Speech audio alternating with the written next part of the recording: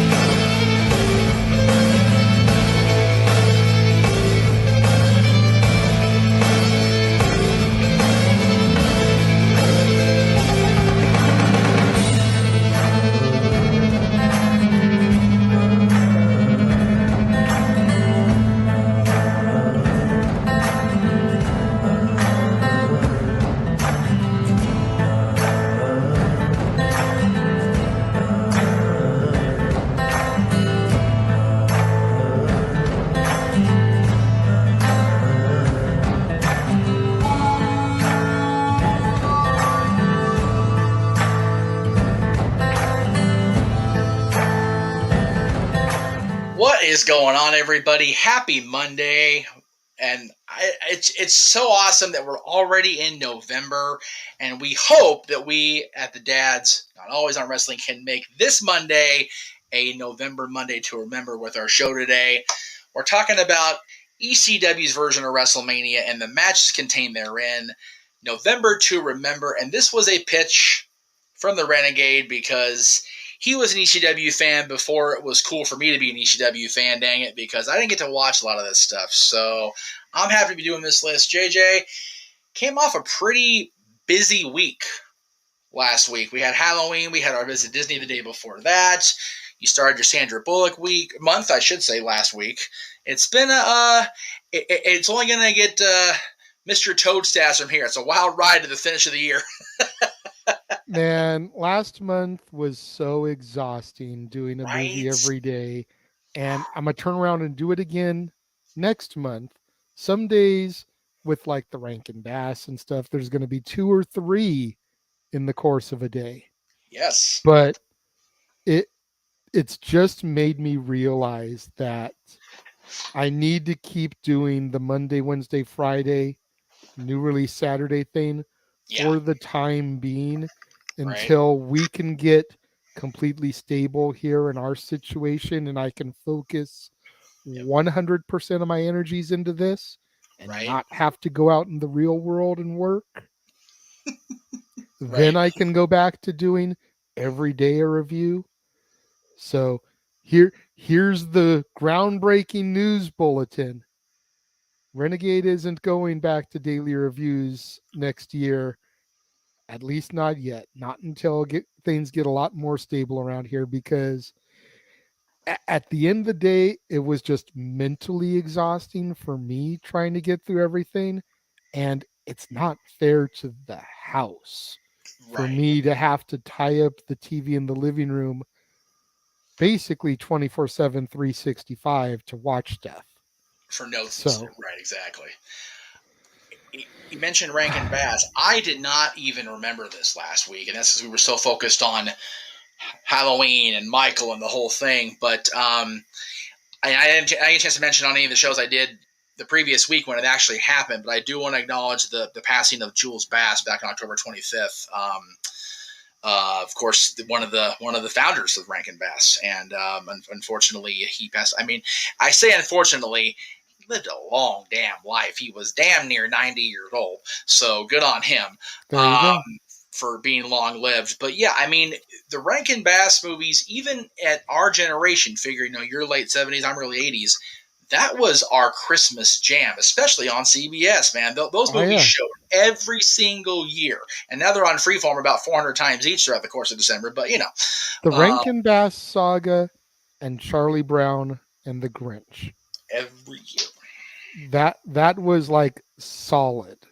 Absolutely. And then in later years, you added Mickey's Christmas Carol and some of the other family fare. But like, that was our Christmas in a bubble right there. Absolutely. It's one of those, once you hit, what we now call Black Friday, especially those who have been in retail in our lives, we call it Black Friday now. But the post-Thanksgiving stuff really kicked in. Rudolph and Frosty and Little Drummer Boy and all those wonderful Santa Claus coming to town, all those wonderful Rankin Bass movies, and as you said, the Grinch and Charlie Brown. So we will we'll definitely get a tribute thing for Jules Bass once you start your December December stuff. Yeah, but Halloween and Christmas are still going to be the only months a year that I do daily reviews because there's so much to cover in those. Oh God, yeah, and but the other 10 months out of the year are going to stick to the way it's kind of been this year until stability is a thing. So stability is key in life, and what we're covering today didn't really have a whole lot of stability to it. When you talk to people like Paul and people like Rob Van Dam and the anti-stability that was the existence of ECW for the entire 7 years. Let's not kid ourselves. Almost 8. But November to Remember was always the constant. It was their their super show, their super card, their once they got on pay-per-view, their WrestleMania every year, regardless of what other shows took place, the other 11 months, the other 51 weeks of the year, November to Remember always went down. A lot of it at the ECW Arena, because that's where they were before pay-per-view. They ran every month at the ECW Arena at least once. So, but what we're covering today, we mentioned this when we were leading up to this, is only the stuff that's found on the WWE Network / the WWE Hub of Peacock. And the reason for that is I've never seen the 93 show, at least not the whole way through. And now it's not even available, even on YouTube or Daily Motion anymore. So we went with what we could remember and what we could watch back. Absolutely. We took the Mikey route. If we can't see it, we can't rate it. So kind of is what it is. Exactly. And that's only fair. And, you mentioned how the November to Remember is their version of WrestleMania, essentially. Yep. I would argue, considering the fact that ECW was born out of the NWA, it's their Starrcade, which, that's fair. Granted, was the predecessor to WrestleMania, but at the same time, Starrcade originally was in November, that's before true. WWE started running Survivor Series and totally buried it. Yes. That was the November show, was Starrcade. That was their WrestleMania, their Super Bowl. Being born out of the NWA, ECW had November to Remember the same month, November. That is a fair argument. I'm sure Paul would argue against that because he hated all things in WCW, but and of course he's going to tell the WWE, oh yeah, that was our WrestleMania, because that's what Paul would do.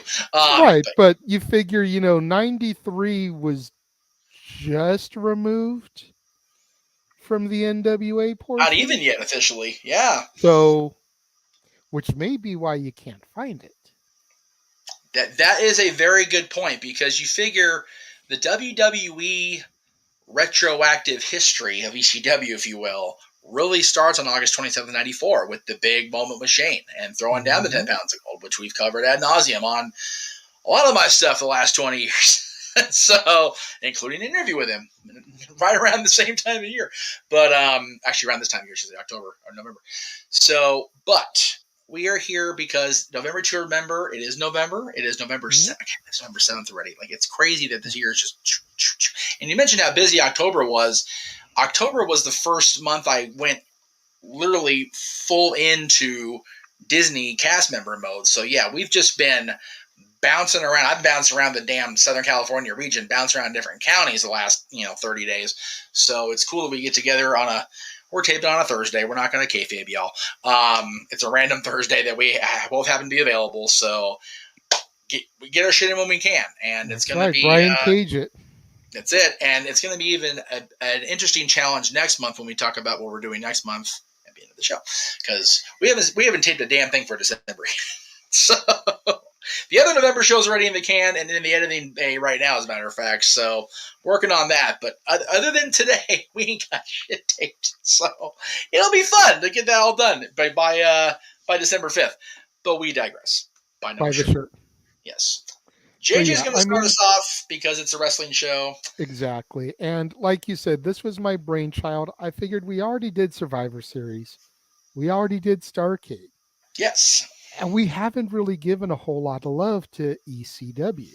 No, we have not. So we had to give some love and some respect to ECW. And Jeff originally wanted this to be one of our shared lists, a joint list. And I'm like, let me watch these shows back and see if I have a hard time, some hard times, if you will. Hard times? We'll get to that later too. Hard times, you say? Hard times? Anyway, carry on. But we'll see what happens, and if we have to do a joint list, then we will. Yeah. But as I told Jeff off camera, I came up with 19 matches. Right. So there's 9 honorable mentions, unless Jeff names them off, at which point then I'll throw honorable mentions off after Jeff does his list.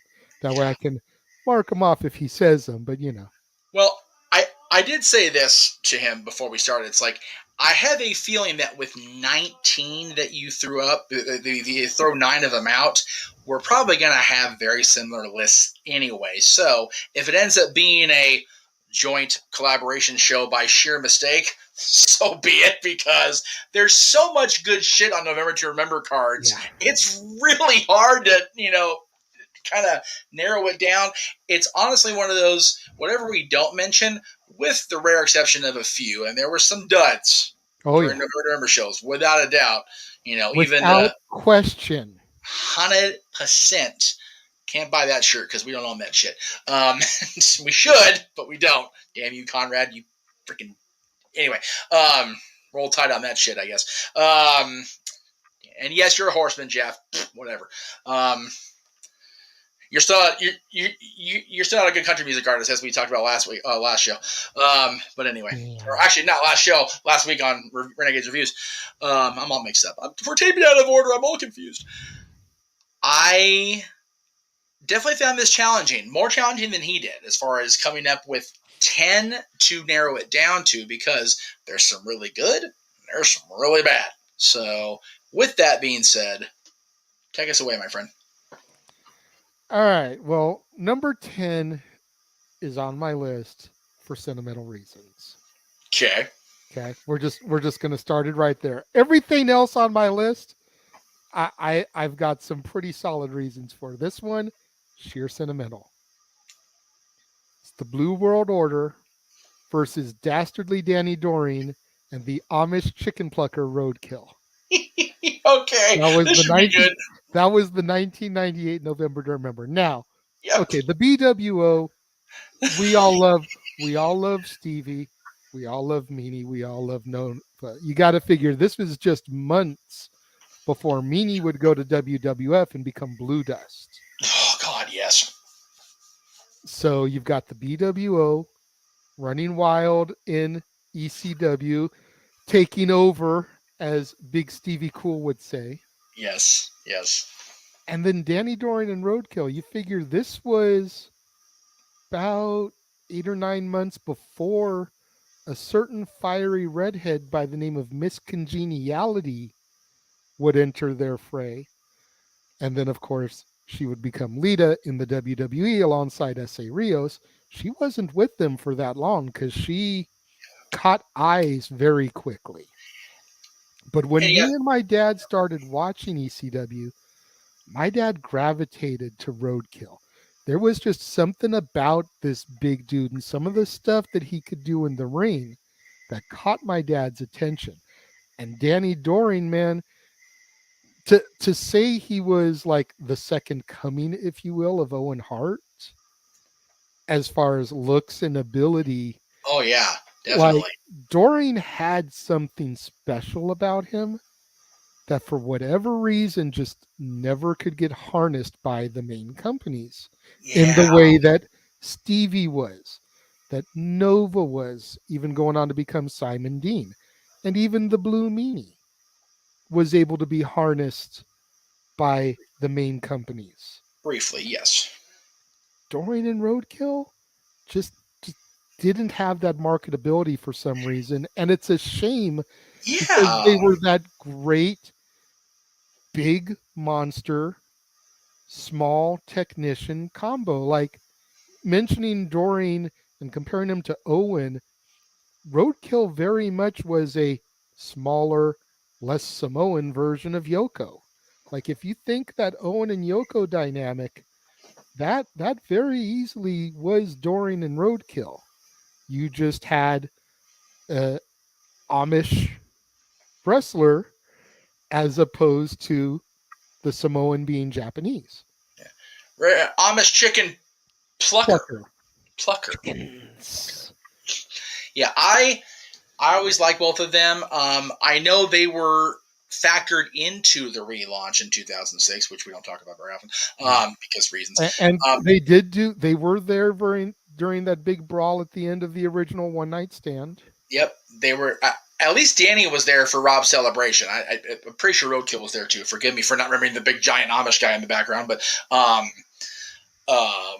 But yeah, it never really clicked with WWE's presentation of ECW, which shows you how bad WCW was.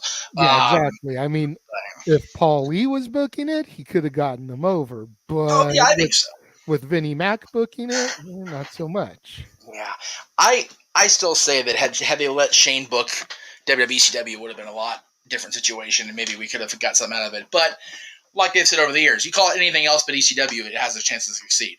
So anyway, by the way, I said we have a lot of similarities. That one was not on my list at all, even honorable mention. So there you go. I figured it wouldn't be. Like I said, it's pure sentimental. Of course, pure sentimental. Number 9 on my list. It's a fun one though. So number 9 on my list, I could see popping up somewhere on your list, whether it's honorable mention or not. And it's from 1997, the innovator of violence, Tommy Dreamer, versus Rob Van Dam. Flag match. Dude, love it. This is right in the heart of the whole Mr. Monday Night and RVD kind of going heel, aligning himself with the WWE people, then WWF, that thought that ECW was just shit, namely Jerry Lawler, extremely crappy wrestling.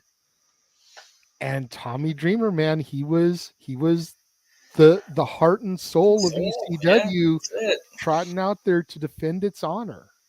Literally fly the flag of ECW.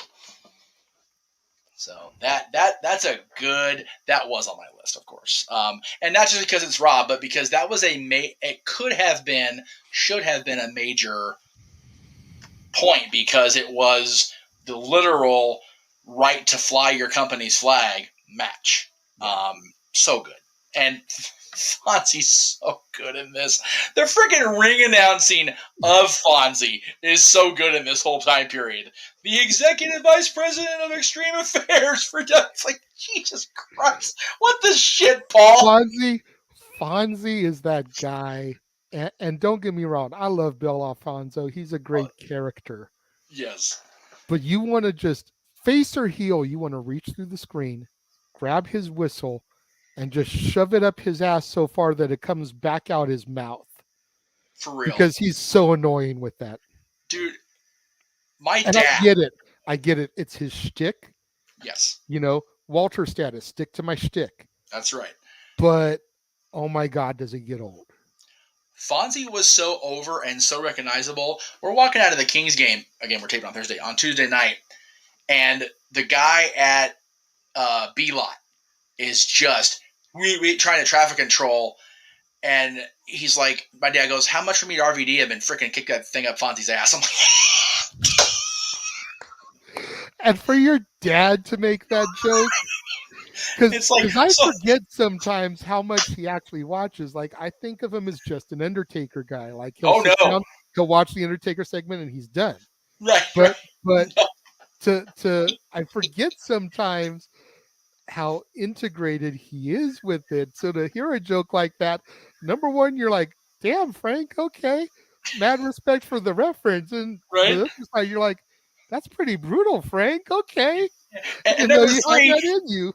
Then you get the mental image of dad trying to freaking RVD, flying drop kick some guy in the ass. It's like across freaking chicken and cord. It's like, there's an image I'm not going to shake for a long time.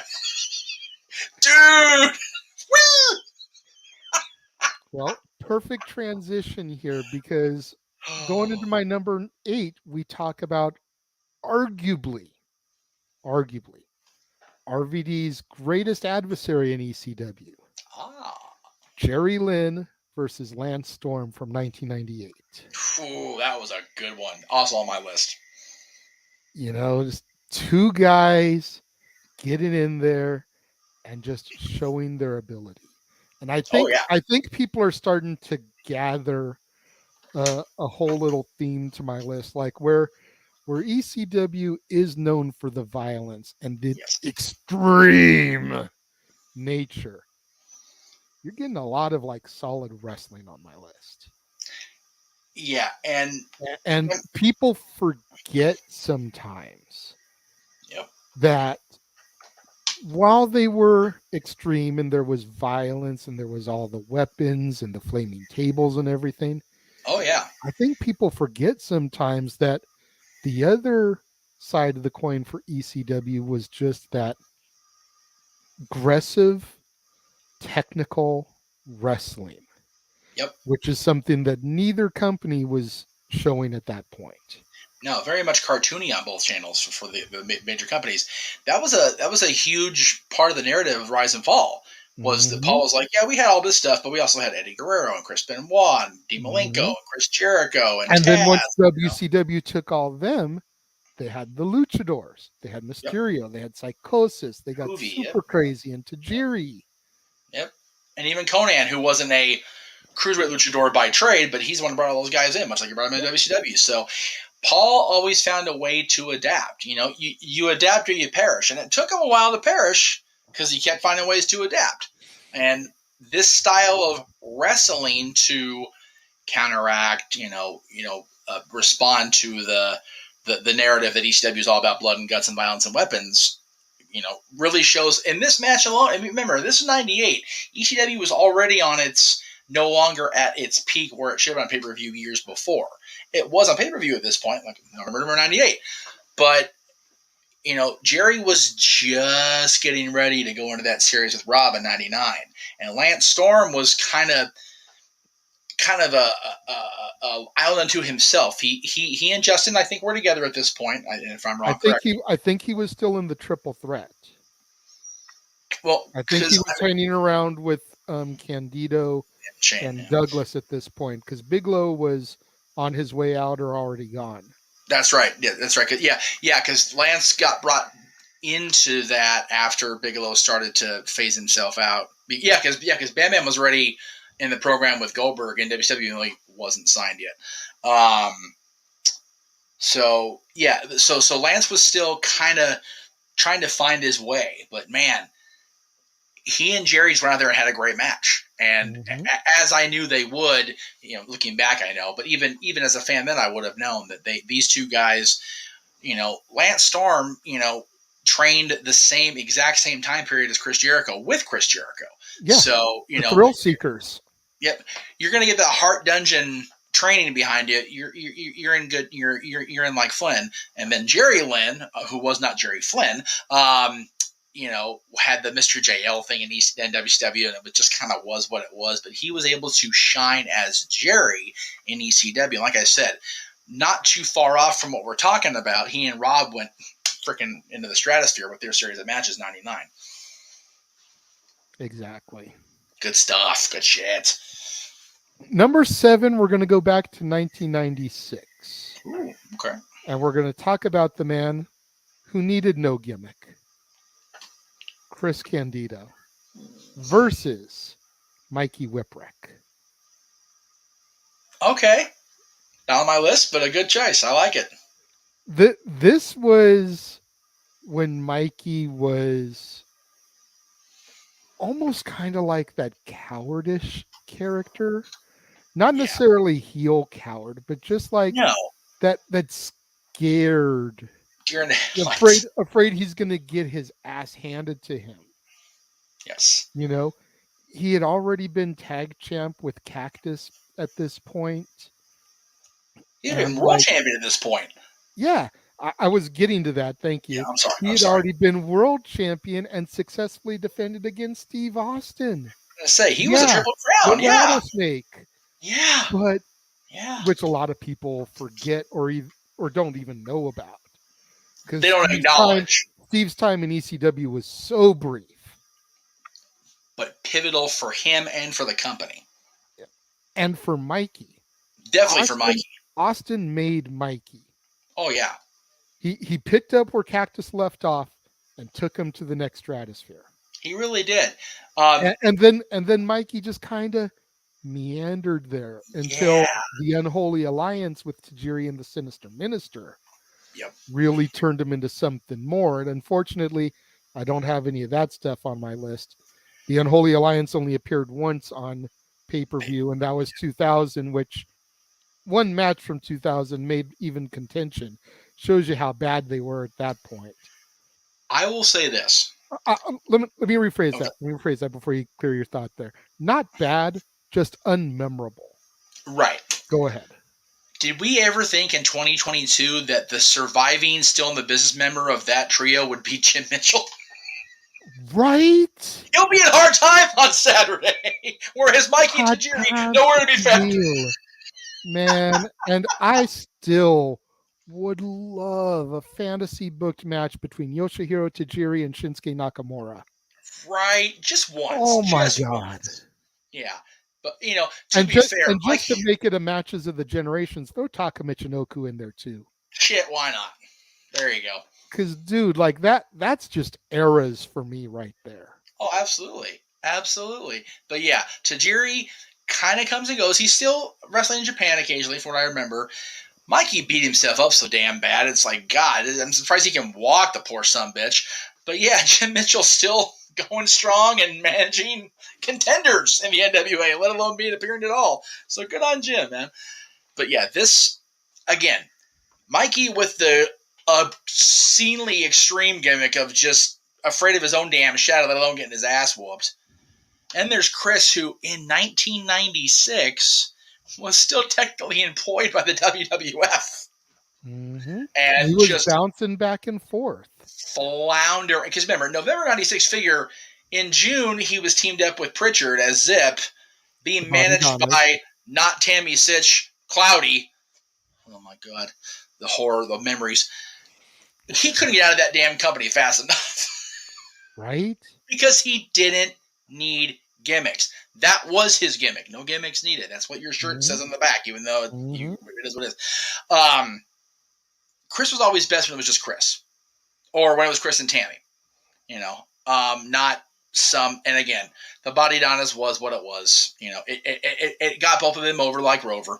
So, yeah. But yeah, Chris being Chris was great, and it was great to see Chris back in ECW because he started in ECW.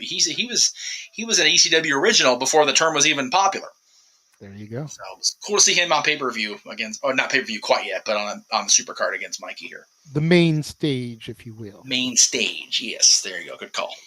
Number 6 was an interesting one to watch for me because it's not like we've never seen these two face off against each other before. Mm-hmm. But to see one of them who is well known in ECW for getting the crowd riled up be just this goofy baby face was just a bada to me. You know what I mean? 1996, brother versus brother, Devon versus Bubba. This is on my list. Yeah, so good. And Devon is just this over like Rover monster heel against the Dudley Boys. Yeah. And Bubba is almost as comical as Spike at this point. Oh yeah. With the stutter and the way that the fans just kind of get behind him and give it to him, like he's smiling. And then you fast forward like a year and a half later, and you think of some of those heel Bubba promos, calling mothers and daughters at ringside whores. And, did you teach your daughter how to suck dick? And dude, the stuff that would come out of his mouth. Yeah. Watch this, and you're like, that can't be the same guy, but it is. What the hell kind of Twilight Zone episode am I in, Meacham? You have to remember context. Context is always king and stuff like this. Remember, Devon came into ECW to harden the family up from being a bunch of Hanson rejects. That's really what Devon's mission was. And you notice, Bubba was the only one standing at the end of that. Dances with Dudley was gone. Dudley was gone. Big Dick Dudley remained because I'm not fucking with Big Dick Dudley because he's bigger than all of us combined. So F that shit. I ain't messing with him. But everybody else fell by the wayside. And Devon toughened Bubba up. You figure by April, at Barely Legal, the ECW Arena is screaming for their heads. against the Eliminators. That's 6 months away. Yeah. And here's Bubba, doing the dancing thing, being, like you said, happy-go-lucky baby face. And you're exactly right. If you take it out of context, you're going, what the shit is going on here? But when you think about what's happening, why Devon's there, why he's beating Bubba's ass so bad, and what comes out of that, arguably the greatest tag team of our generation. Yeah. Granted, the Road Warriors more so, even for me as well, but remember, the Road Warriors were really hot and heavy in the early 80s, so I kind of missed that. But as far as our fandom, hard to beat the Dudleys. No. You figure ECW tag team champions 500 times, WWF tag team champions about the same, even WCW tag team champions during the invasion. Mm-hmm. TNA NWA, Impact tag team champions, IWGP tag team, those, it all is born out of this feud and this match. Yeah.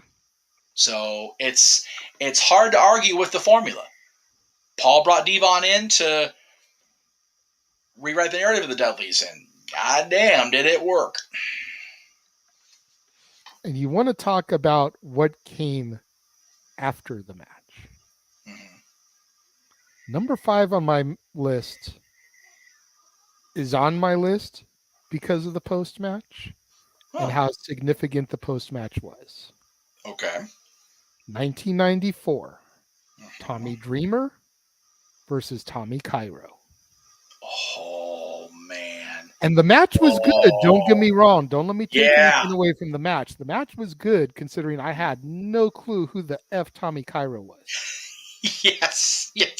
You blink, you miss his ass in the wrestling, for real. So, but that's not what this match is about. No. This match is about the finale and the reveal that the Sandman isn't really blind after all. The unloading of the Sandman onto Tommy Dreamer. That is what this match is about. Again, long-term storytelling. And beyond that, commitment to the role. Oh, yeah. Paul Lee talks about it on the Rise and Fall DVD, how Jim would not even answer the door for over a month because of selling the gimmick. Yep. If he ordered pizza or something, Lori answered the door, his wife. Yep. His son answered the door. Yeah. He never answered the door. And remember, this is prior to Lori and Tyler defecting to Raven's Nest. Let's clear there. I mean, this, if it was a personal friend or whatever, that was one thing. But even then. But when you didn't know who was coming to the door, he stayed in his room and sold the gimmick. Yeah. Wouldn't see people, wouldn't come out to, because he wanted people to believe that he really had blind. Yeah, we all ha-ha Sandman now, especially with his appearance on XMV. It is what it is. Drunk as a skunk, and that's the gimmick, Hack. We love you, brother. Sandman and Elix. Just right there. Those are two of my favorite memories. I'm not even gonna lie, and I'm so far deep in both of them. It's ridiculous. But anyway, But we digress. They show on the Rise and Fall, they show the aftermath of Sandman getting burned, and Nancy's just losing her mind at Tommy, and Tommy's so remorseful and so just distraught that he dedicated his whole career to Sandman, and just like you said. And then Tommy from Cairo that moment in the DVD, they fast forward to the reveal. Yeah. So Tommy Cairo being in this match is like who was fighting when Scott Hall debuted on Nitro? It's like, unless you're a devout historian like Meacham, you have no clue. You just know that Scott Hall made his debut. You don't know who was in the ring. It was inconsequential. Tommy Cairo could have been anybody. Yes. Yeah. Wasn't even mentioned on the DVD, and Tommy was only in there. Cairo was only in there because he was the Sandman's old partner. That's really what it came down to. And for the record, it was if Mike I had Enos. known that, then I would have known what match this was. Yeah. But Yes. I had no idea about that. So I'm sitting there, I'm watching this show, and I'm like, oh. Yeah. Yeah. It's such a great, because everybody's in on the reveal except Tommy, because he's not watching. And Sandman's just peeling away the layers, and the crowd's just like, oh shit, Tommy, oh shit, Tommy. And then, whap! It's like, no! It's so good. By the way, the Scott Hall match was Mike Enos and Steve Dahl. Like I said, unless you're a historian like me, Tim, nobody remembers who's in that match. Hey, just because I'll bet you Shivani doesn't remember who's in that match. You're counting on Shivani's memory to help your argument? Really? That's what you're going with? Okay. I'll bet Mike Tenay doesn't remember who's in that match. He's the professor. There we go. Today I'll go with Shivani. But yeah, just because it was a former Beverly brother was well done by the time Scott Hall came out. It's okay. Anyway, if you know, you know. If you know, I'm sorry. Number 4 on my list, we're going to stick in 1994. Oh. And we're going to talk about the man of 1,000 holds, Dean Malenko. Yes. Versus the Tasmaniac. Oh, yeah. Not the human suplex machine Taz. No. The Tasmaniac. Yes. With the long jerry curl and the singlet and the bare feet. Yeah, this is going to be the new Randy Orton in those god-awful peach tights. That's right. More so because it's freaking Taz, a Oompa Loompa son of a bitch. Anyway. So does that make Hook the son of an Oompa Loompa? Doopity-doo. Hey, you know what? Hook has a tough road to hoe, and he's doing very well for himself. So good on him, man. But Dean Malenko and Taz, like you can see the human suplex machine part of Taz. Yep. In the Tasmaniac gimmick, like really wanting to get out. Yes. And obviously that wouldn't happen until Taz came back from breaking his neck. Yeah. But everyone knows how great Malenko is. At least everybody should know. And if you don't acknowledge the greatness of Dean Malenko, we'll see you in 2 weeks. You can go ahead and leave.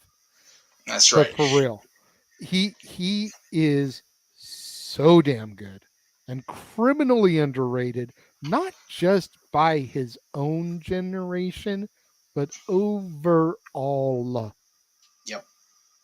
Yeah. And as much as I shit on Taz, and I feel I have a right to, also unfortunately overlooked and underappreciated as far as the wrestler. And I only say that. Go ahead. Go ahead. I'll give you a chance to make your argument here.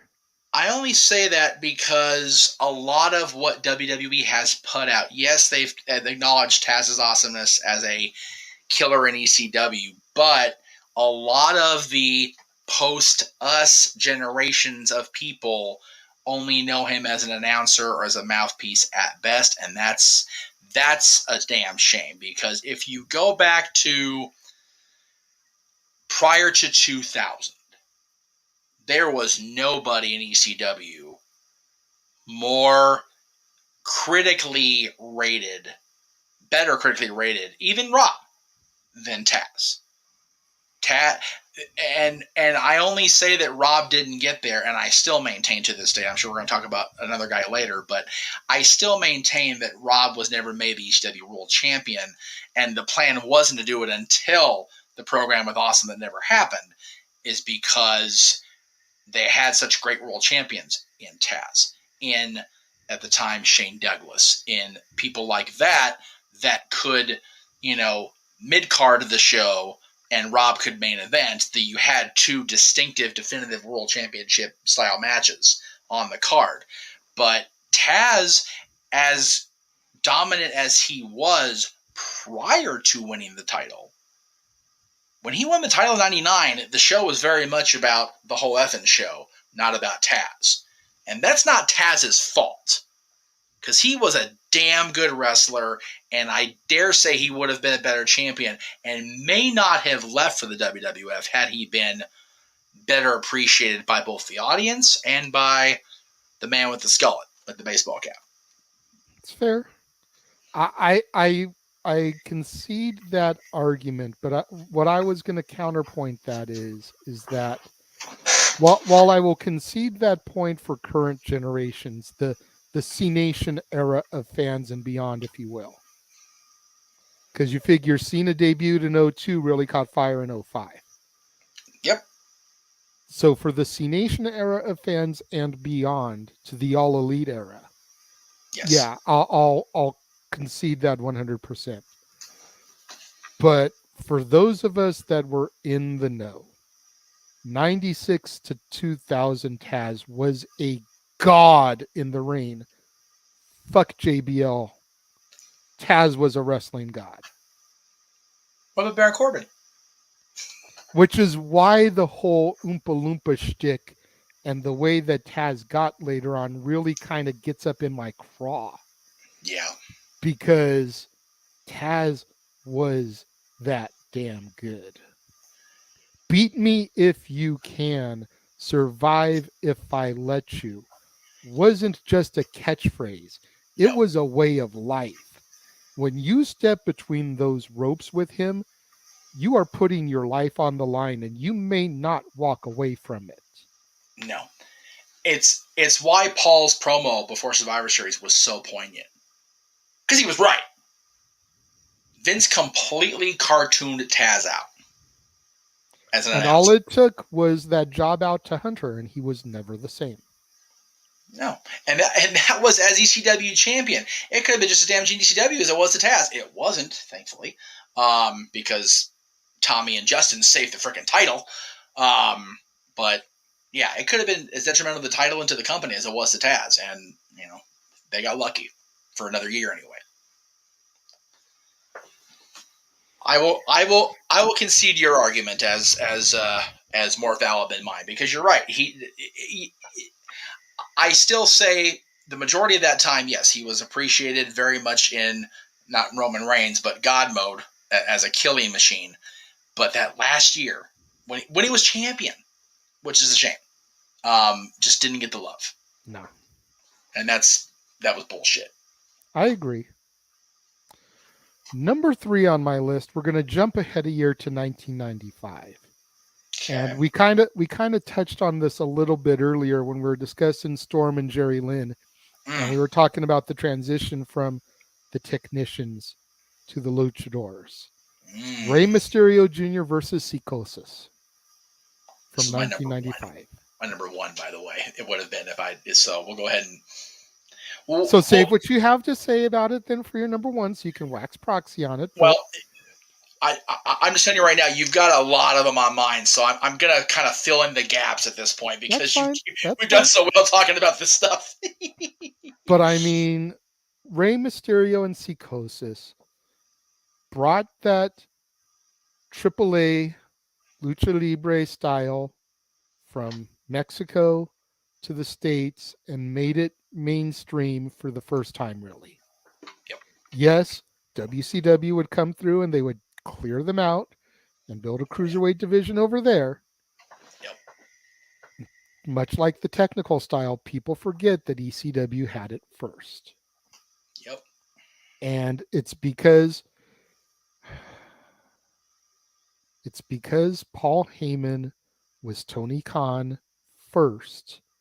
Basically, that wrestling fan who knew all different parts of wrestling and could bring in the best parts to his company, that ECW was able to get to the point where it got pay-per-view and succeeded for as long as it did. Some people may hate on me for making the comparison of Heyman to Khan. I say that's a hot take. But at the end of the day, they both got into the business because of fans. They were fans first. Paul Heyman was the guy sneaking into Madison Square Garden to get interviews with the legends. Yes, before they were legends. It's true. That was straight up hustle, the Heyman hustle. That was fan mode Paul Lee. Oh, yeah. Much like Tony Khan is a fan getting the WWE guys, Ring of Honor, trying to craft this image. He needs to stop worrying about what's been done and do different, but that's neither here nor there. We're not here to talk AEW, we're here to talk ECW. But I like that you went that comparison. Because most people compare it to the dying days of WCW. I like that you made that reference. I haven't heard that a whole lot. That's a very valid point. Thank you. You're welcome. And Mysterio and Psychosis, I mean, look back through their catalog. Have they ever had a bad match? No, even in their not quite prime anymore at One Night Stand, they still tore the freaking Hammerstein Ballroom down. So, it's... yeah, and these guys brought their what was called a blood feud over from Mexico, and they it was the match people wanted to see. Yeah, they set the tone for everything that came both in ECW and in WCW with the Luchadors and the Cruiserweights. Mm-hmm. So it's and with WWF with the light heavyweight division, had it actually taken off? Yeah, it was one of those. You had great champions in that division. You just didn't have great booking. And matches were okay, but they weren't touching what was going on in WCW or ECW. Because they had a minimal effort into it. Russo did what he could to try to book everybody. We give Russo the credit he actually deserves on this channel. Yes. Talking about how he had angles for everybody. But when you've only got 3 light heavyweights in the company, freaking let me take that back. 4. You've got Mr. Aguila / S.A. Rios. Yes. Scott Taylor, Brian Christopher, and Taka Michinoku. Okay. Yeah. For the longest time, that was it for the division. Yeah. You can't have a successful division around 4 people. No. Which is why Taka had the belt as long as he did. They had to import Great Sasuke from Japan, and he got hurt in a match with Taka at Stampede. So it's, That's why freaking Mr. Aguila had 500 gimmicks before he became S.A. Rios. Yeah, that's why Dwayne Gill was champion for almost 2 years. Then you had Christian, then you had Funaki, and okay, you're expanding the division a little bit. Yeah. But again, you've got 6 people in the division. Yeah, it's. That's why you had to have X-Pac. That's why you had to have Dean Malenko. You know what I mean? It's you just had to fill the division out so that when they finally bought WCW and they had the alliance, it's okay, Cruiserweight belts established, we're using that instead. And again, this isn't shitting on Sean Waltman or Dean Malenko or Scott Taylor or anybody. It's just, there were already 3 rings in that circus. The light heavyweight division was just pretty much the freaking clown car trying to fit everybody else in. But this stuff in ECW that led to the WCW Cruiserweights really taking off, again, did WCW steal these guys or did WCW poach these guys? That's forever to be debated. But, somebody in WCW saw these guys because of ECW television. Mm-hmm. And, these 2 and Hoovy and, all the luchadors, all the cruiserweights that end up going between August of 95 and, I'll say summer of 96. It's because they were on ECW television first and they were able to show, yes, a smaller portion of the audience, but even still, televised wrestling. There you go. Beautiful stuff. And this is on their major show, November to Remember. And it was on Hardcore TV later that week or whatever it was, and people got to see it. And it was, I don't know if it's on your list. If it is, forgive me in advance. Mysterio and Hoovy going out there in the parking lot doing hurricane runs off freaking people's cars. That's, you don't see that shit on WCW television at that point. No. Number 2 on my list is number 2 because I feel like it is the perfect definition in a match of what ECW was. Okay. Being as it was the little engine that could adapt from any scenario and turn chicken shit into chicken salad. Okay? Would you say that's a fair definition of ECW? Yeah. Number 2 on my list is the Canadian crippler Chris Benoit versus Too Cold Scorpio from 1994. Nice. Also on my list. I dig it. That's cool. And I'm sure you'll discuss it when we get to your side, or maybe you'll just co-sign with me since it's on my list first. But yes, this was not the advertised match. The match was Benoit and Sabu. This is the night where Benoit became the crippler by accidentally dumping Sabu and breaking his neck. Yep.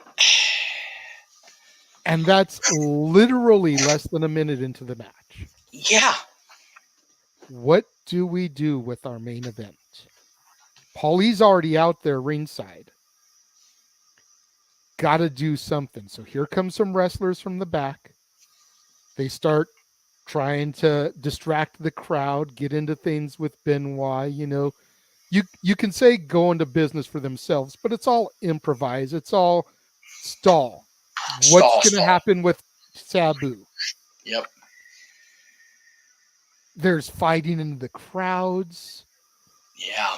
Anything to distract the paid audience from what's happening in the ring and ringside is happening right now. And then it develops into let these two go at it. And they go for almost 15 minutes in a non-advertised match. Yeah. Because you don't want the fans in any wrestling show, period, but let alone the rabid, hardcore ECW fans to go home with only having seen less than a minute of the main event. Yeah, because you figure that ECW would have been dead right then and there. Oh God, yeah. But they did what they do. You listen to Rise and Fall, accentuate the positives, hide the negatives. This guy is injured. He may not be able to compete. He may be paralyzed for the rest of his life. Yep. Yeah. Let's throw out Too Cold Scorpio, who already had a match tonight, because he can fucking go. Yeah. One of the most underrated professional wrestlers of the 90s, period. Oh, yeah. It's criminal. And him and Benoit went out there and had an amazing, almost 15-minute match on the fly. Everything had to be called in the ring. There's no time to discuss the match ahead of time because you don't know it's happening. Yeah. It's crazy how quickly those puzzle pieces moved. I mean, you know, Sabu on top of his head, it's hard for me to watch even now, almost 30 years later. It's hard. I didn't realize that was November to Remember. So when it's happening, I'm like, oh shit, that's what match this was. Yep. I've seen the match before. Of course. I saw it on the Hard Knocks DVD because it was on there. Yep. You know, I've seen it on the Rise and Fall where they freaking did the Monday Night Football and they're drawing around Illustrator. Yeah. I've seen this, so it's not like it was like a shock match, but I did not remember or realize that it took place at November to Remember. Yeah. And to think about this for a second, because we alluded to this being Starrcade, WrestleMania. Imagine, if you will, Andre Hogan at WrestleMania 3, and less than a minute in, Hogan gets dropped on his head and can't continue the match. My God. Imagine Hogan goes for the slam and can't kick out at that 2.5 like he actually did. You talk about a 93,000 oh shit, or 78,000. Let's not kayfabe the audience anymore. Even still, that's a lot of people going, what? Yeah. Same feel for ECW right there. Dead on arrival, no doubt about it. And you got to figure. Granted, WWF was big at that point, but considering that was for the longest time their biggest show in history, that could have been their last show in history. That could have been, because that was Andre sealing the deal for Hogan as that's it. He's the guy. You know, yeah, he had 2 WrestleManias under his belt and all that, but man, Hogan Andre was everything for Vince and for the company. This was the main event for the first, still televised now, November to Remember. This was a year and minor change into Paul's tenure as the guy, the head of creative. Yeah. And yeah, you mentioned the distractions, the crowd, everything. Yeah, remember, there's a guy laying in the ring and in the ringside, completely breaking his own kayfabe by screaming his neck is broken out to anybody that'll frickin' hear it. And Sabu didn't talk, so it was a complete oh shit moment that could have been disastrous.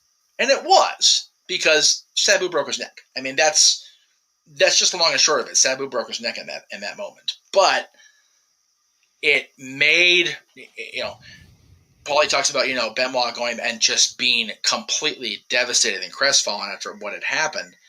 And it could have been a lot worse, but instead it made Benoit and it made ECW because of being able to counteract.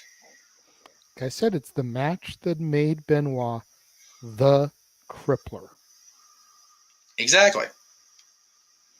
And he carried that through WCW.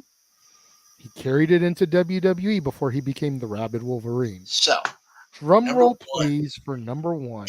I feel like as much as how that match kind of defined the spirit of ECW. Again, the little engine that could, improvising, chicken salad out of chicken shit. Right. Accentuate the positives, hide the negatives. Yes. I feel like my number one match is really what ECW was defined by and evolved into by the time I was seriously watching. Okay. International triple threat match. Jerry Lynn versus Yoshihiro Tajiri versus the Insane Luchador Super Crazy from 1999. Nice. Only thing missing from this match is Little Guido. Right. Who would have a ton of international triple threats with Tajiri and Super Crazy. And occasionally, Mikey would get involved too, making it an international four-way. Yes. But good choice. Lynn, Tajiri, Super Crazy. Again, we talked about the greatness of Jerry Lynn already. Yes, definitely. Yoshihiro Tajiri and Super Crazy. Again, criminally underrated. Absolutely. You figure, you look at what Tajiri became in his WWF run. Yeah. You look at what Super Crazy became in his WWE run. The Mexicool riding to the ring on a Juan Deere tractor. Alongside Juvi and Psicosis. Yeah. Because that's how much Vince McMahon understood Super Crazy. Yeah. Oh God. Now, granted, Juan Deere's I have a picture of me on one of the Juan Deeres. Oh, I know. When they brought it into San Diego, and I just happened to be there, and the guy allowed me to take a picture on it. Maybe we can add that into post-production. But yes, definitely, yes.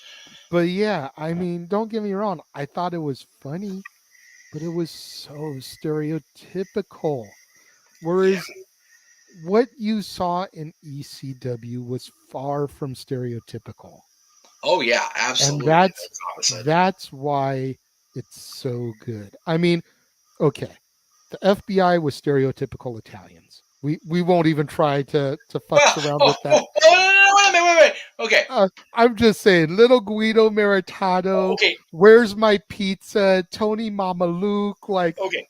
Come on. I was gonna say, this era FBI 99, yes, but freaking Tommy Rich, Tracy Smothers, not so much. who weren't even Italian to begin with? That's what I'm saying. So it just makes it even worse at the end of the day because they're not even Italian to begin with. No. I thought it. I'm sorry. I'm going to keep going the FBI. Go ahead, please. Because you're not going to win this one, Meacham. No, I'm not. the FBI was about as stereotypical race of a gimmick as you could get in ECW. The only other exception probably being the Gangstas. Yeah. You know, yeah, a little bit.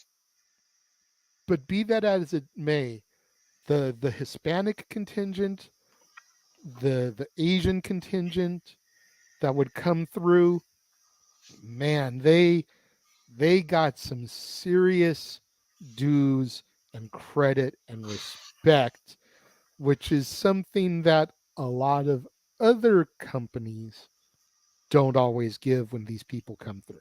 Right, exactly. So that is my number one. An love hour into the show. Now Jeff's going to do his list in 10 minutes because I already pretty much hit most of his points.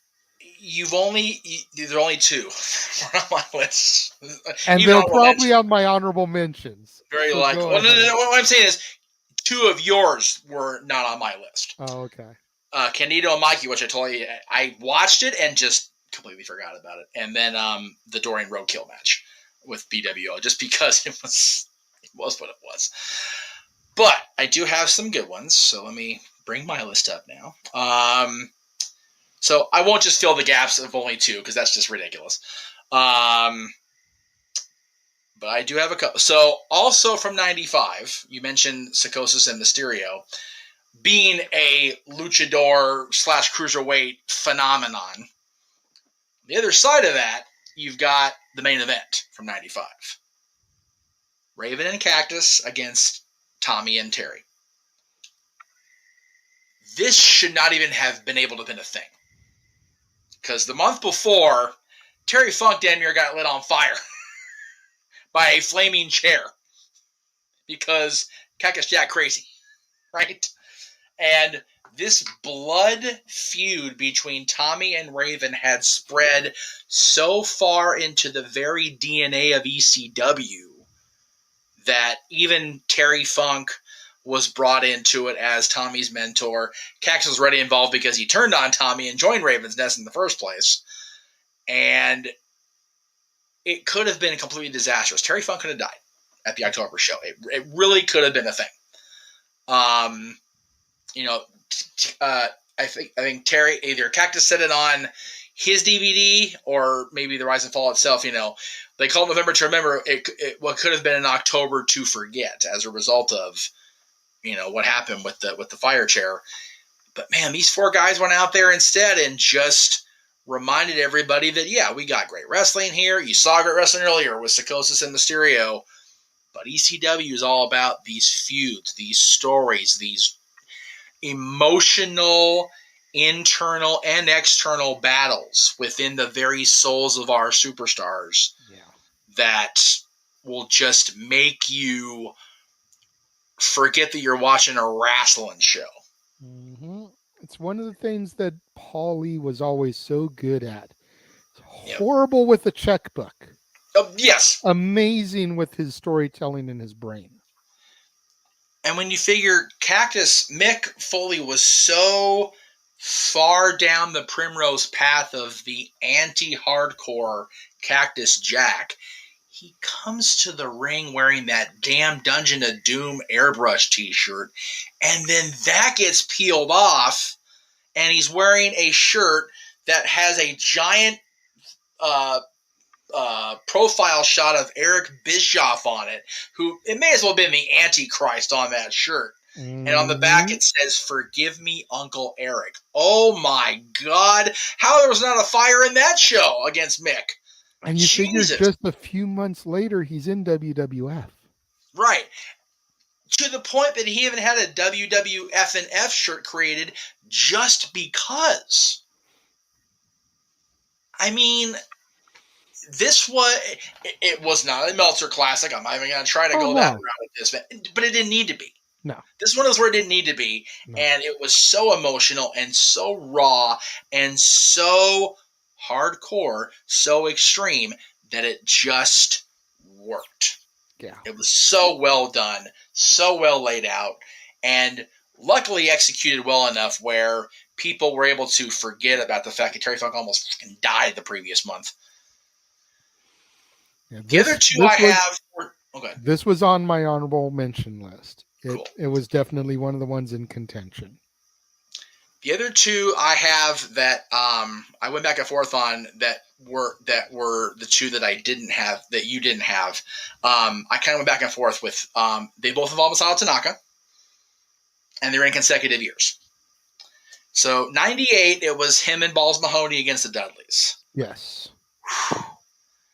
I mean, there's a reason Balls Mahoney was called a chair swinging freak, along with Axel. May Axel and Balls both, but they both rest in peace. Good grief! I forgot Balls Mahoney died. But yeah, it's nobody took a flaming table quite like Balls Mahoney, and it definitely. And again, Masato Tanaka being there definitely enhanced this match. Definitely really established him as a player within ECW. So much so that while it wasn't the main event, or while it was the main event the following year, 99, him and Mike Awesome, just as good as their match was with Taz at Anarchy Rules, where Mike Awesome became the champion and everybody shocked the world with Taz dropping the title and being the first one eliminated. Their match in November to Remember, I think, was better one-on-one. The moment with Taz, the match was still very, very good, but this is just Mike and Masato just waging war. And it was a amazing world championship match, and the crowd giving these guys a overdue standing ovation for both of these guys in their ECW careers after this match. Definitely, you can't say they didn't earn that standing ovation.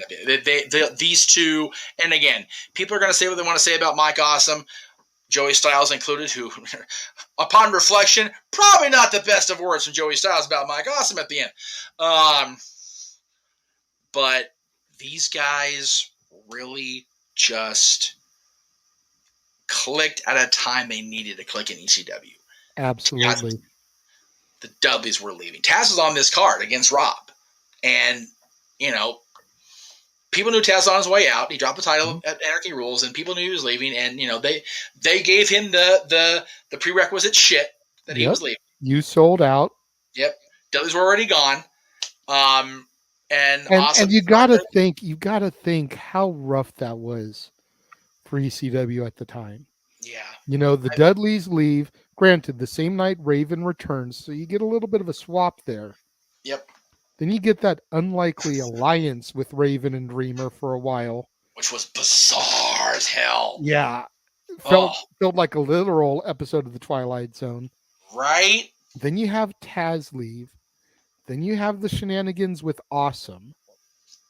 Then you have Taz come back just to get jobbed out on WWE television, only to come back and lose the belt to Tommy, who instantly loses it to Credible. Yep. And then you have Jerry Lynn leaving, or not Jerry Lynn, excuse me. You have Lance Storm leaving during that time period, going to WCW because of too many bounced checks. Right. You've just got this chaos. It's such tumultuous. In the melting pot. Yeah. It was the best of times for ECW and the worst of times, all at the same time, because they were finally on mainstream television, the Nashville network. They were getting seen. Pay-per-view buys were up and good. They were having classic matches. They were getting prosperous enough where they could tour, which ended up being their demise, because if they had just stayed in Philly in the Northeast there, they probably would have lasted a lot longer, because they wouldn't have had to travel to LA. Thank you, Paul, for coming out here. But had trips like that not been a thing, they might have lasted a few years longer because of the expenses. Insurance, renting venues, not selling the place out, paying talent. Yep. Crockett had the same problem. Flair said it for years. They say between Baltimore and St. Louis, Crockett would have been in business a lot longer than they were. Awesome and Tanaka was another one of my honorable mentions, by the way. Yep. You figure, you said best a number of times. They finally get a national TV deal, video games in production, the magazine's out, and they lose their world champion, their tag team champions in the span of about 2 weeks. Yep. Paul was very frank about it on the DVD. It's like, we get our TV deal, and then we lose Taz and the Dudleys. Boom, boom. It's like, well, thank shit, God now they had Rob. Yeah. But then he gets injured. Yeah. And he's gone for almost a year. Yeah, I'm not sure. Well, I'm gonna try real hard. I'm not gonna fucking lie. I'm not gonna jump on the Van Dam perch too much here. But yeah, Paul's counting on Rob because he's the World Television Champion. There's this program with Awesome that is on the horizon, champion versus champion, and then it's not. And if not for RVD and Jerry Lynn. Yep. If not for Tommy Dreamer and the Sandman. Yep. If not for the international triple threats, like I was talking about Guido and Jerry Lynn occasionally, and Tajiri and Super Crazy, ECW's dead. And that is not a slight to Tommy Dreamer and Just Incredible and the Impact Players and Steve Corino and Jack Victory, High Spot, and any of those other people that were there and really threw down for the company. Yep. But those names that I named first really were what kept, at least me, coming back on a regular basis. You figure in 1999, JJ, they had, going into the year, Shane Douglas was still there. The Impact Players were still there. Taz, the Dudleys, Sabu, and the people you identified most of ECW. Because that was my ECW. Right. Less than a month into the year 2000, and RVD and Sabu, like I said, Rob's hurt. Rob has a match with Sabu prior to the injury, and Sabu leaves again. Mm-hmm. Shane's gone. Goes to a certain West Coast company who invades when they come out here in July of that year. Yeah, and then by the end of that year, he's in WCW with Torrie Wilson, which not a bad second gimmick, or not a bad choice. Well, after the Revolution, of course, but whatever, that was a whole other thing. Dudleys are gone, Taz is gone, Sabu's gone, Rob's hurt, Awesome's the champion, but there's shit going on that we don't know about at the time. It like you said, there are very few things that kept it. I won't even say afloat. I'll say nose above water at that point. Mm-hmm. They were sitting there like this for a good year. And they just gradually kept taking water on the boat. Pretty much. The other one I want to mention, remember, was the last one. In the year 2000, as Conan O'Brien would say. You wouldn't expect this to be a classic or even a decent thing, because it's very much the contrast of styles. Kid Cash, C.W. Anderson. Yeah, that one was good. You don't expect, this freaking, basically a cruiserweight who happened to end up being a pretty big deal toward the end there with the TV championship feud with Rhino and everything, to match up so well against basically a clone of the Anderson family. You don't expect that style to met, and shit, man, they had a great match. I mean, granted, I think Cash is height-wise about the same as Anderson, but it very much was a David Goliath match. Kid Cash was that tall, lanky, for lack of a better term, scrawny kid. Yep. Kid Rock knockoff, which is why he used Ba with the Ba. Yep. Another horrible double than ever, by the way. He could fly around the ring, do some amazing stuff. Yep. And C.W. Anderson, as you said, was basically like a Arn Anderson clone. Yeah. Man, when he got in the ring and he hit that Anderson spine buster, you believed that it was Arn delivering that shit. You believe when he threw up the the CW, and it almost a Horseman 4, and he did the whole yeah, there you go. And it was and he did the whole Anderson neck thing. It was like, man, I know you not part of the family, but damn it, I believe for today. And yeah, his spine buster. Even Arn commented on it later. It's like, man, I wish I could have had him in the company. Right? Wish I could produce some of his stuff. But yeah, I forget who it was against, so forgive me, Dave. I forget who it was. But I'll never forget that moment with Cash where he's getting powerbombed off the top rope and he turns it into a Hurricane Rana literally in the middle of the damned air. That forever sold me on Kid Cash. I was so glad when we got him on the show, talked to him all those times, and he was a guest of the year at one point. He was an innovator of offense, as much as Tommy was. Really. Violence, I should say. Canyon, not Tommy. Tommy the innovator of violence. Canyon was the innovator of offense. I'm sorry. Sorry, Chris. I apologize. But yeah, that's better than Canyon. Yeah, unfortunately, we didn't get to see a whole lot of that in WWE. But I mean, there's so much. Like you mentioned, there's so many honorable mentions. Yeah, I mean, in November to Remember history, I'm sure you've got a shit ton still. Yeah, I was going to say, if you want me to run through some of these, 1994, the franchise Shane Douglas versus Ron Simmons. Right? You figure less than 2 years before that, Simmons is the WCW World Champion. Yeah, and about a year after, he's dressed in blue like a Spartan. A year after this, yeah, oofa. Well, 95, 96 for Farouk. 96, right? By 96, I think he was starting the Nation. God, the original Nation. It blurs so much together, because I remember Ahmed was Intercontinental Champion at King of the Ring 96, and Farouk debuted and cost him the title at that point. So yeah, Nation was like late 96, early 97, but even still, you figure Ron Simmons is the world champion 2 years before this. He's having a damn good match with the franchise Shane Douglas in 94. And then the WWF called. Yeah. Which, he ain't mad about that money. WWE Hall of Famer, the Acolytes, the APA. Starts out that terrible blue helmet gimmick, but managed by Sonny. So, I mean, shit. The Eliminators versus RVD and Sabu from 96. Yeah. To see who was going to fight the Gangstas for the titles, and then it ends up turning into a triple threat. Yeah, that was also an honorable mention for me too. It was had to get a little bit of love from my boy New Jack. Of course. Mad respect to Jerome. Yes. One of the few people that was never scared shitless of him.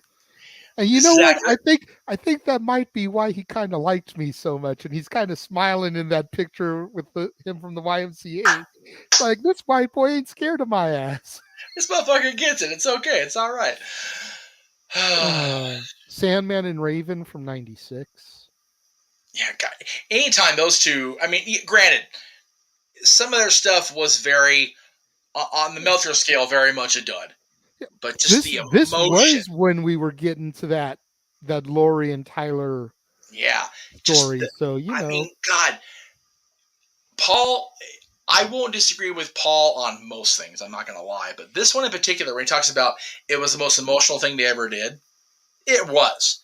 You've got this cult leader turning a wife and a son, a wife and a mother and their son against a father. It does not get more real than that shit. No. It just doesn't. No. It doesn't matter if the match is a negative 5-star non-classic. You're not gonna not get wrapped up in that shit. Hey, you paying attention? Paul, Hunter, I know you watch. Sean, hello? Have Joe Gacy watch some old ECW Raven shit. That's your homework assignment. You're welcome. Especially with the generational talent he has in his stable now. Sabu and the Sandman from 97. Yeah, that one gets overlooked a lot, and that kind of sucks. It's actually pretty good. Yeah. The Bammer versus the Franchise from 97. I watched the shows back. I still like this match, but I think I like Bammer's win better. Like, I'm not saying this isn't a good match because we're talking about November to November. That's specific for this show. But I think Bammer's title win match is just a little bit better. And that's why it wasn't on my list overall. Maybe so, but this is the beginning of the implosion of the triple threat. Like this is a big deal here. Yeah.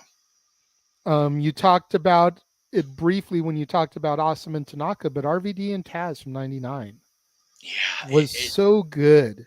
Even with the fans shitting on it. I mean, the fans were shitting on Taz about the same as the Madison Square Garden fans were shitting on Brock and Goldberg at WrestleMania 20. Like, it was that bad. Oh, man, yeah. They were rabid. They wanted his head on a platter, maybe with some Wonka chocolate with it. Yeah, it was... Doopity-doo. There was no right he could do at that point. No. He was leaving. Yeah. So, but you know what? Him and Rob were still buds. They still got along, and they had a great match for the circumstances they were in. So, again, honorable mention, not list because like I said, there's so much good on November to Remember. I know. And the last honorable mention that I had is former tag partners colliding in 2000. Chris Chetty, the first graduate of the House of Hardcore, versus Nova. Yep. That one I remember breaking my heart. It's like, no, it did, Chris, because no! Okay, he was Taz's cousin, so he was bound to be a dick and turn heel eventually. Just look at what Taz did. but like, him and Nova were so good together, and the story they told, you can hear it on commentary from Joey Styles in this match. Everybody Nova had ever been aligned with in his entire ECW career either abandoned him or turned on him. I know. And this is a loser leaves ECW match. And Nova gets his revenge. He beats Chetty. Yep. After being stabbed in the back and betrayed by his brethren once again. He gets that semblance of revenge. Granted, the company would be dead in like 3 months, but that's neither here nor there. When he lost his damn mind and became a fitness guru, he got betrayed so many damn times his head was not on straight no more. Right. When you seek out, with all due respect to our boy, I know you love this guy. When you seek out Maven as your guy you're going to hit your wagon to in WWE, you've taken a few too many ECW shots to the head, Nova. I'm just throwing it out there, Bubba.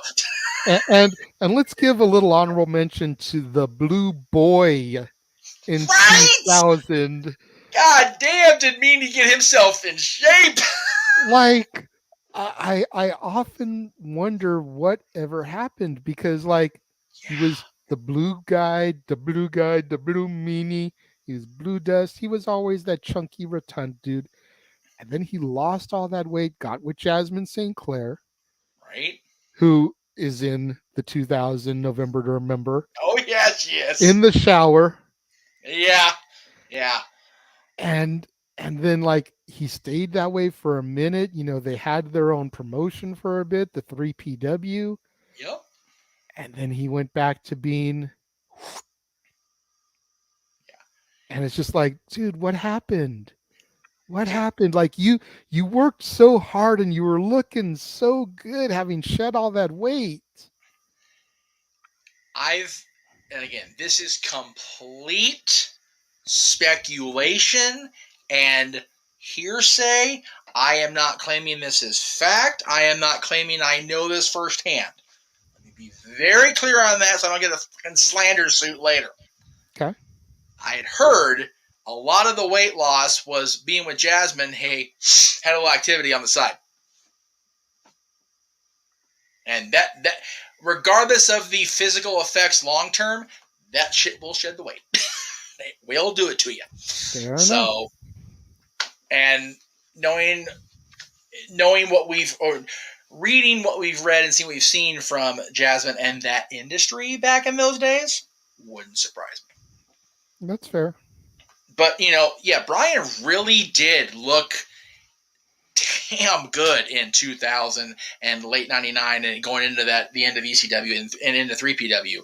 He really got himself, at least on the surface, looking better than he ever looked. So good on him.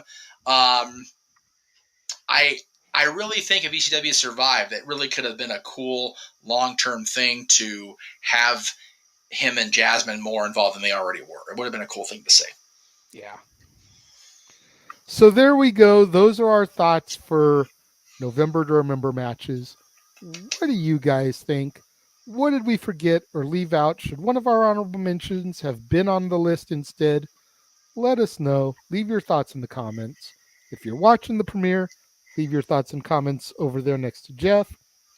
If you're watching on demand later in the day, leave them down where? Down there. That's right. ECW, gotta make sure we do the full-on cross job because we gotta get our shit in on that. Whew, that was. I don't know what I thought it was gonna be because I watched these back in preparation for this. I know you did, and there was a lot of good on these shows that I had forgotten about for all these years because. I don't know. Maybe the whole WWE narrative of trying to make us, oh yeah, ECW was good, but it's not the end all be all. But man, ECW had some quality, great stuff all throughout their history. Absolutely, and even when they were starting to tank. And that's why I wanted to bring some recognition to this. And yes. Maybe down the line next year we can do a top 10 ECW champions or television champions or tag champions, and just try to continue bringing some love to the tribe of Extreme. Yes. Well, while we are contemplating our love for ECW, and Lord knows it's not a hard contemplation, we both love ECW, you, my friend, are showing all the love to everybody's favorite cinematic girl next door this month on Renegade's Reviews, including earlier today. Yes. So we'll go ahead and run through those if you would like. Sure. While you were sleeping, never seen it before. I took a moment to sit down, watch it, to review it. Which surprised me. Yeah. It did. So good on you for finally getting to see it. The Net, of course, will be tomorrow's Wednesday's entry. Yeah, that I saw in theaters back in the day. It's been a long time since I've seen it. Right. So getting to revisit it again was awesome. Yeah, people forget how long and how big a star over the course of a great period of time Sandra Bullock has been. She's awesome, and she's got a long filmography, and she's been good at everything. The first time that she came to my attention was Demolition Man, which I did last Friday. She did last week, right? That was the first time she entered my radar, and you figure that was 93, 94-ish. Yep. And here we are, 2022, so she's almost 30 years in the biz. Yeah. As a leading lady. Granted, Demolition Man, she's not the star. It's Wesley and Stallone. Right. But she's third billed. She's the female lead in the movie. Yeah. And then Friday, A Time to Kill. Man, this movie, if I'm being 100%, this is probably my favorite book. Because I actually read the book before I saw the movie. Nice. John Grisham's story. Yeah, Grisham's, racism in the Deep South still to this day. Matthew McConaughey is the lawyer fighting for justice for Samuel L. Jackson. Yeah. Sandra Bullock helps McConaughey along the way. And, I mean, if you get triggered by things like rape, then I definitely give a trigger warning before you watch this movie. Oh, yeah. If you choose to do it, and Absolutely. before you watch my review about it. Because at the end of the day, it's about a man who kills 2 white kids because they raped his daughter. And because he's black, there's the issue. That's where the racism comes in. So you've got racism triggers, you've got rape triggers. Yeah. Oof. So be forewarned, anybody that decides to watch that movie prior to me reviewing it and then watch my review. It's heavy conversation. We're not talking, great Scott, Doc, this is heavy, Back to the Future shit. We're talking legit heavy subject matter. Be forewarned. A lot of the Grisham novels do translate very well to film, and I think this is one of, if not the best, for me. So, good on it. And then Saturday is a doubleheader for the Casa, anyway. So, editing here really quick. Due to scheduling issues with the Renegade and with the premiere of this film, it has been decided that this Saturday's review on New Release Saturday for Renegade's reviews will be Black Adam, of course, starring our buddy Dwayne "The Rock" Johnson in a labor of love for our most electrifying man of all of entertainment. So check that out this coming Saturday on Renegade's Reviews. Absolutely. And then that day is Hard Times. Which is in the South as well, baby. Hard Times, if you will. New Orleans. It's gonna be a good one. I don't know what the card is, but the NWA has been putting on some great shows as of late.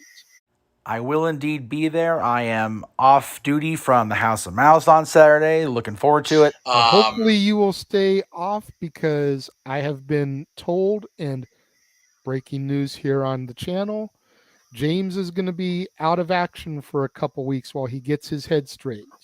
Okay. Again, he needs a mental health break. Yeah, that's fine. We're all about that. We understand. We're giving him that. Yes. So knowing that I don't usually watch the NWA shows, if you're available and can do the commentary with Noah, that'll make things so much easier, as opposed to me having to try to find a way to actually view it and call action and talent that I'm super not familiar with. Yeah. So. Especially with him, I believe, still having my NWA login. It'd be hard to give it to both of you. So we'll work it out. And then, of course, you wrap up the weekend as you always do. The War Zone, the weekly acquisition report, the latest and greatest to enter my ever-growing movie library. Love it.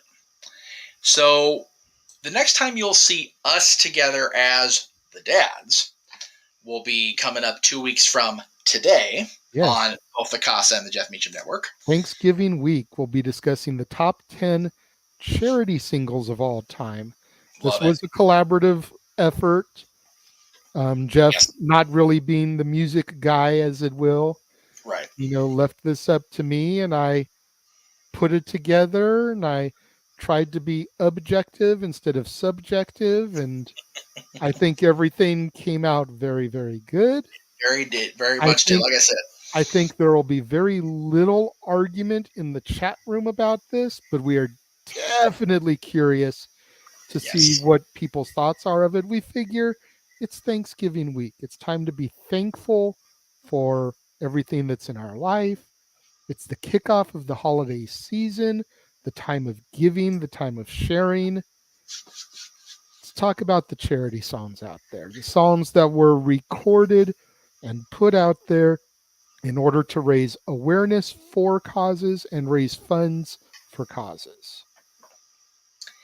And as you continue on with your Sandra Bullock coverage all month long, there will be a special pair of episodes of Renegades Reviews Thanksgiving week in 2 weeks, because on Tuesday that week, there will be a Renegades Reviews, which is very odd for a Tuesday, but it's not going to be the Renegade hosting the Renegades Reviews, because it'll be this guy, good old JM, talking about a long overdue and long in the can documentary about the guy that started it all. It's Mickey, the Story of a Mouse, which is premiering on Disney Plus on Mickey's birthday, November 18th, as it damn well should. So I'll be recording that review live from the park, one way or the other. I'll be there that day, whether I'm on the clock or not that night, Friday night. I will be there to record that, because I need all this energy. I need all the ambiance around me to talk about Mickey. Hopefully I can even get Mickey on for that'd be wonderful to talk about it. I know it's going to be so noisy at the park to try to review it, but it would be awesome if you could do it at the partner statue. Yeah, it's one of those. I've kind of That's the hub. Like right. that's the noisiest place in the park. Yeah, I've kind of committed myself to doing it on the birthday because it just feels right to do it that day. So we'll see how it lays out. I may bounce around. Like because I'm gonna try to use clips without using copyrighted clips because I'm not gonna be that guy. I'm not gonna get tanked like I did on the birthday last year. But that'll be what it'll be. I'm looking forward to the challenge of filming and looking forward to how it all lays out. And then Thursday, Thanksgiving Day, we'll have another show that premieres on Disney Plus the same week as Mickey's documentary, but it's just the day, I believe the 2 days before, but you're doing your first episode of the review of it Thanksgiving Day, my friend. That's right, because a lot of people out there, society in general, feels like you can't start Christmas until after Thanksgiving. Well, this is as long as I'm going to wait, damn it, because I do my regular reviews Monday, Wednesday, Friday. I always do my TV series on Thursday. Thursday is Thanksgiving. So Thanksgiving Day, 3 p.m. Pacific, 6 o'clock Eastern. East Coast will be done with Thanksgiving by 6 o'clock, if we're being One would real. hope. One would hope. On the East Coast, they're going to be out there in retail hell lining up for Black Friday deals. Dear God. You worked Wally World, as did I. Oh, yeah. So Thanksgiving Day is the kickoff for the Santa Clauses. Yes, plural. And I am so stoked for that. Oh, yeah. It's going to be good. That'll be one we all, if we can possibly watch it together on group watch, that should be a thing. Because I know your daughter's looking forward to it. I know, despite what the kiddo will tell you, he's looking forward to it. You and I are definitely looking forward to it. I'm excited to see Tim Allen return as Scott. Yes. I'm excited to see David Krumholtz back as Bernard. I'm excited to see Eric Lloyd back as Charlie. Yes. Like all of that stuff, I'm just so giddy for. And then if we can get Judge Reinhold to come back for a cameo, if we can get the others to come back for cameos. I gave a lot of shit on our dad's horror movie show to Curtis. Yeah. But if Spencer Breslin pops up for a cameo as Curtis, I wouldn't even be opposed to it.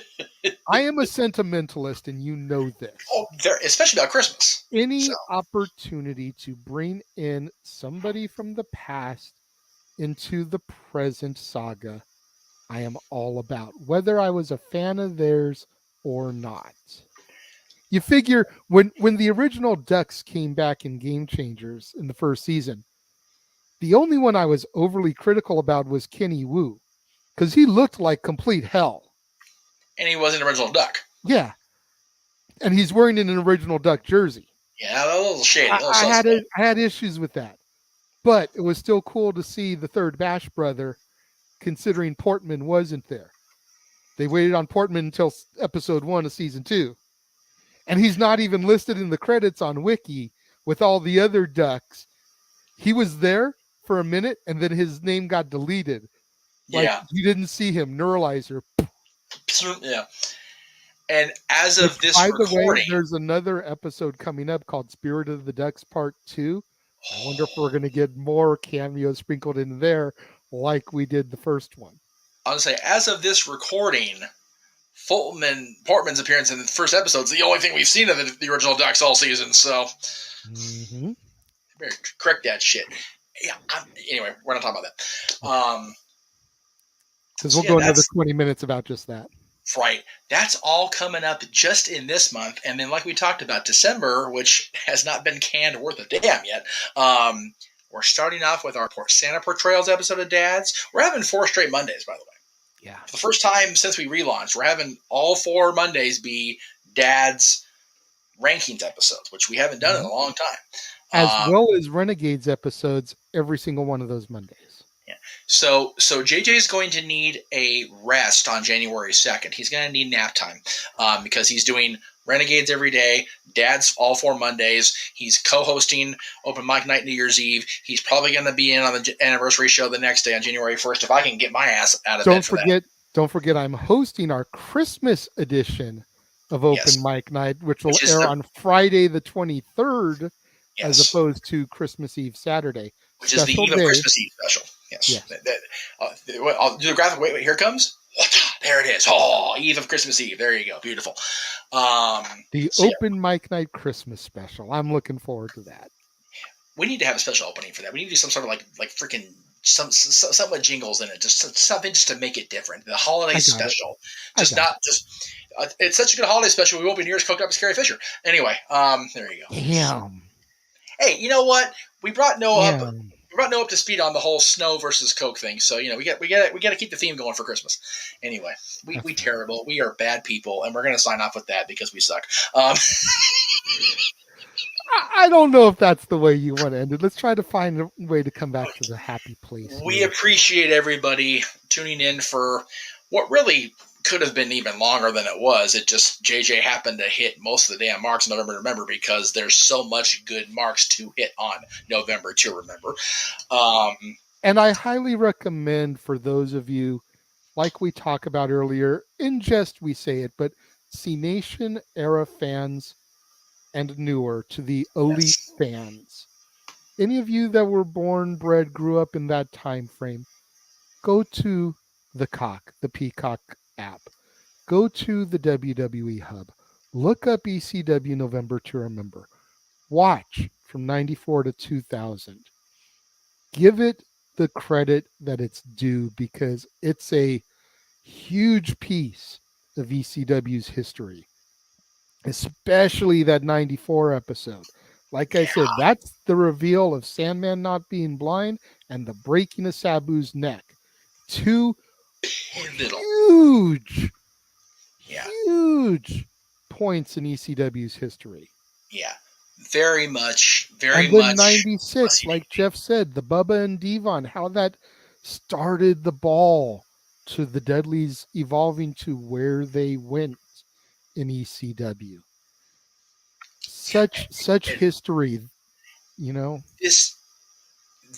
is a reason, JJ, that this show is considered the Starrcade, the WrestleMania, the final battle, whatever you want to call it. There's a reason that is a thing, is because number one, it was the one, like I said at the start, it was the one constant throughout all of the ECW shows' history, and there were so many pivot points in company storylines at this show every single year.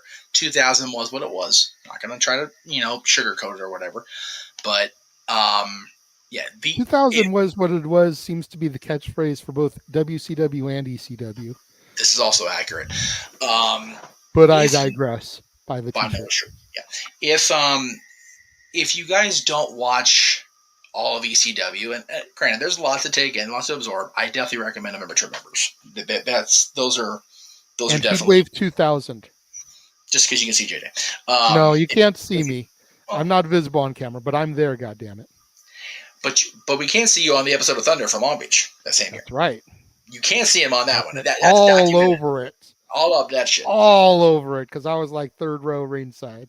Almost what you can see with SummerSlam 2010. Almost.